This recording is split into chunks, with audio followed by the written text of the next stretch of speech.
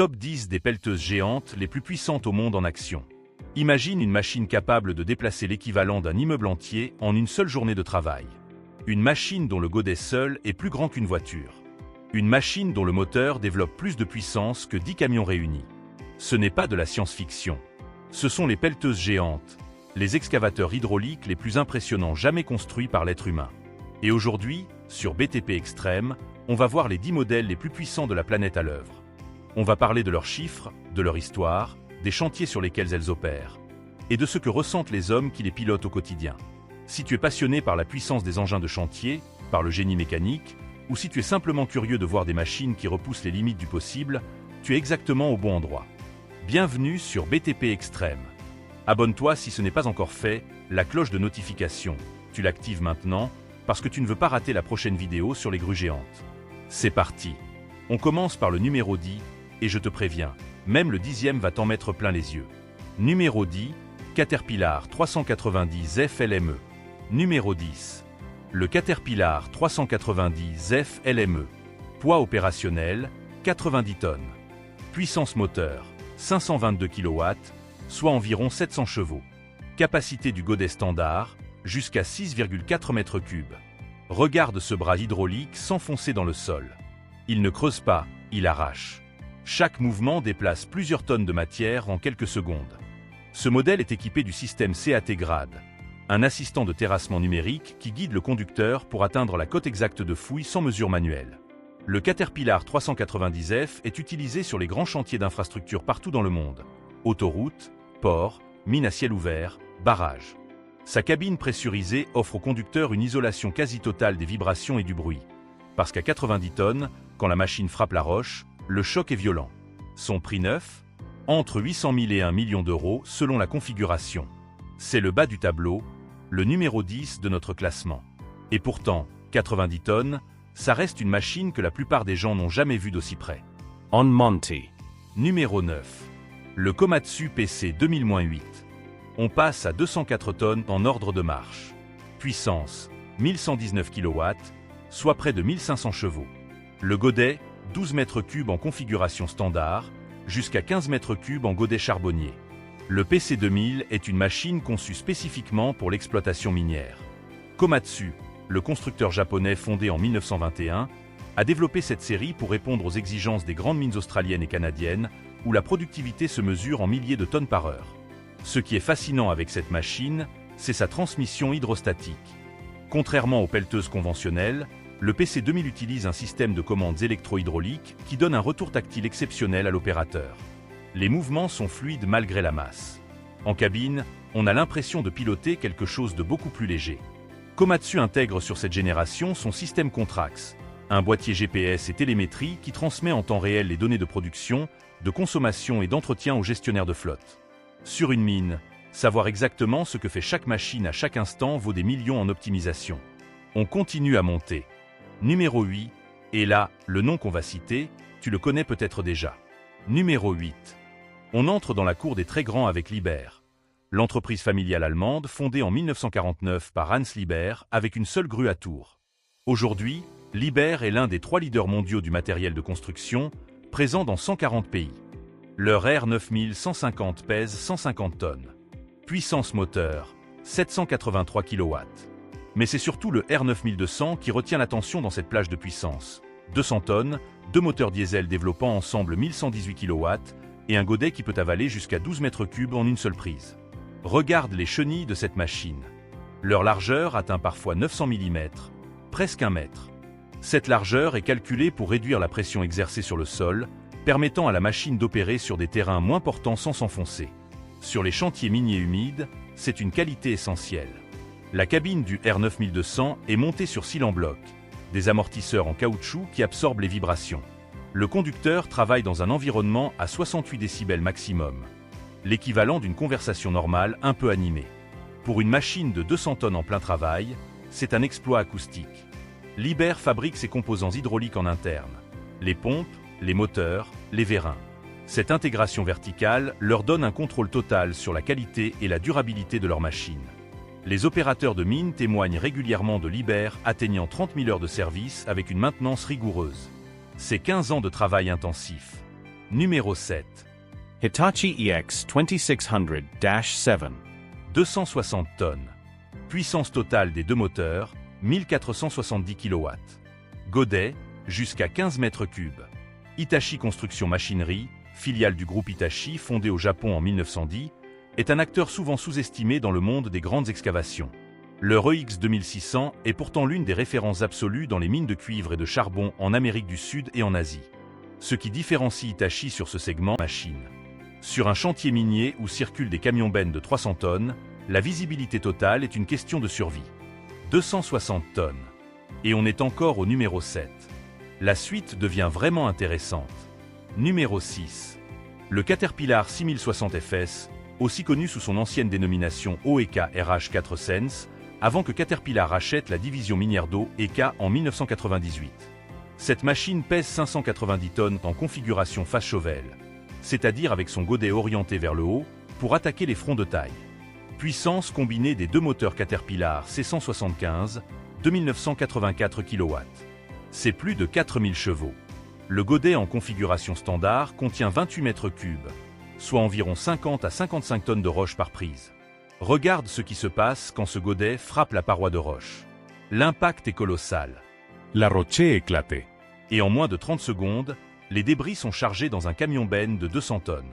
Le cycle complet, positionnement, fouille, chargement, s'effectue en 25 à 30 secondes sur un opérateur expérimenté. Le CAT 6060 est particulièrement utilisé dans les mines de sable bitumineux en Alberta, Canada, l'une des régions pétrolières les plus actives du monde. Là, les machines travaillent à moins 40 degrés en hiver. Les hydrauliques sont préchauffées avant chaque démarrage. Les carburants sont additionnés d'antigel. Et les conducteurs montent dans des cabines chauffées à 20 degrés, pendant que dehors, l'acier craque sous le froid. 590 tonnes. Et on n'a pas encore vu le top 5. Numéro 5. Komatsu PC 8000-11. 783 tonnes. Deux moteurs diesel MTU développant ensemble 3880 kW. Godet, 42 mètres cubes. Ce n'est plus une machine. C'est une infrastructure mobile. Le PC8000 est l'une des excavatrices hydrauliques les plus vendues dans la catégorie ultra lourde. Plus de 100 unités sont en service dans le monde, principalement dans les mines de charbon australiennes et les mines de cuivre chiliennes. Sa fiabilité est légendaire. Komatsu garantit un taux de disponibilité supérieur à 90%, ce qui signifie que la machine est opérationnelle plus de 90% du temps programmé. Pour donner une idée de l'échelle humaine, la chenille du PC8000 est aussi haute qu'un homme debout. Les dents du godet mesurent 80 cm de long chacune. La cabine est accessible par une échelle intégrée. Il y a 3 paliers. Et une fois en haut, la vue depuis les fenêtres de cabine est celle qu'on aurait depuis le premier étage d'un immeuble. Les techniciens de maintenance effectuent les révisions majeures directement sur site. Il est impossible de transporter ces machines sur route sans démontage partiel. Une révision complète du système hydraulique représente plusieurs semaines de travail pour une équipe spécialisée. 42 mètres cubes par prise. On entre dans le sommet du classement. Numéro 4. Le Liber R 9800. 810 tonnes. Deux moteurs Liber, fabriqués en interne, comme toujours chez ce constructeur, développant 3000 kW. Godet, jusqu'à 42 mètres cubes. Le R 9800 est l'excavateur hydraulique le plus puissant produit en Europe. Sa conception intègre des décennies de retour d'expérience des opérateurs miniers australiens, qui représentent une part majeure des clients Liber sur ce segment. Ce qui distingue le R 9800 de ses concurrents directs, c'est son système hydraulique à double circuit indépendant.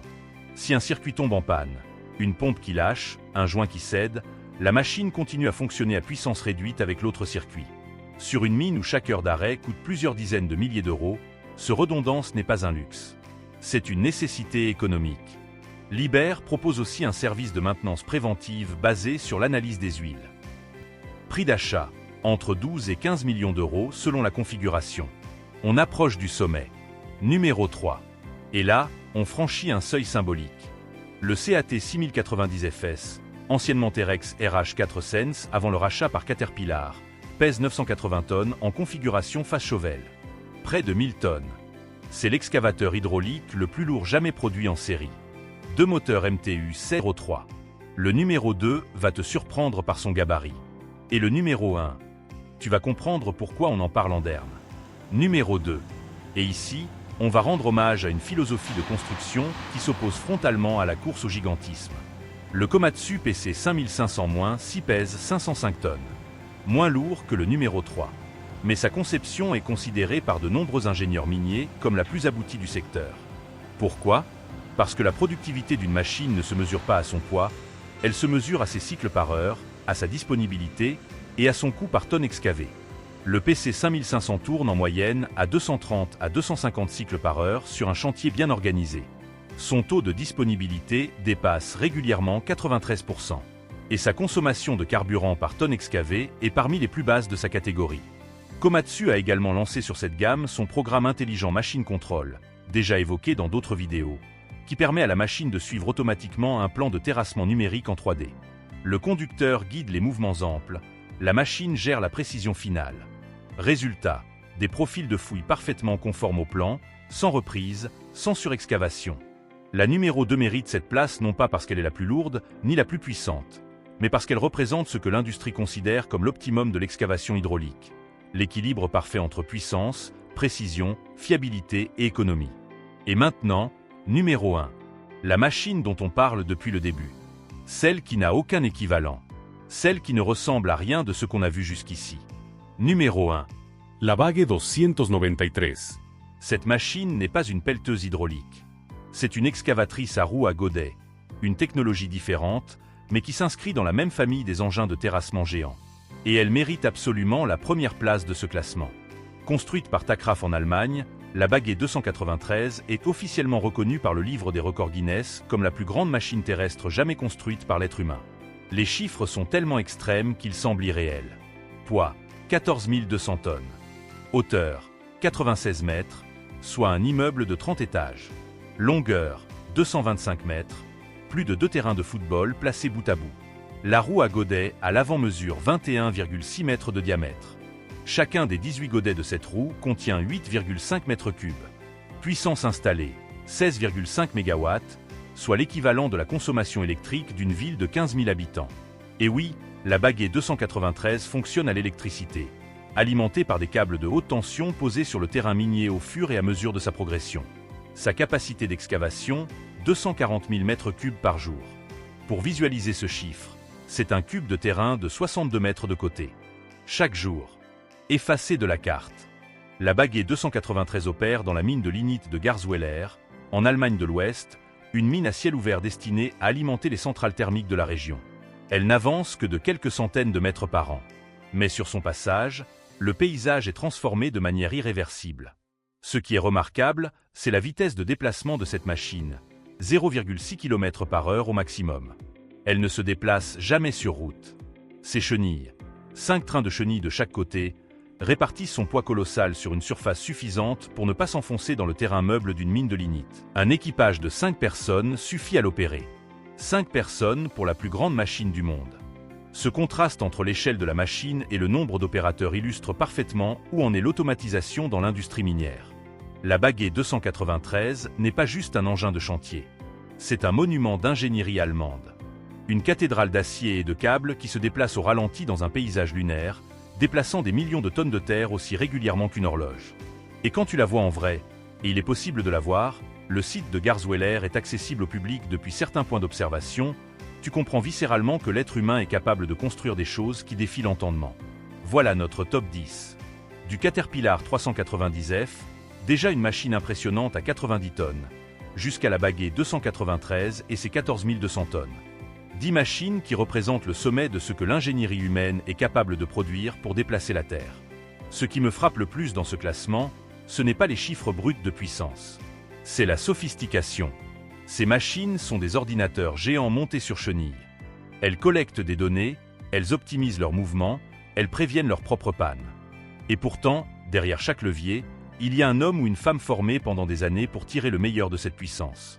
La question que je te pose maintenant, laquelle t'a le plus impressionné? La Bagge 293 pour son gigantisme absolu, le Komatsu PC 5500 pour son efficacité parfaite, ou le CAT 6090 pour ses 100 tonnes par prise? Écris-le en commentaire, je lis tous les messages.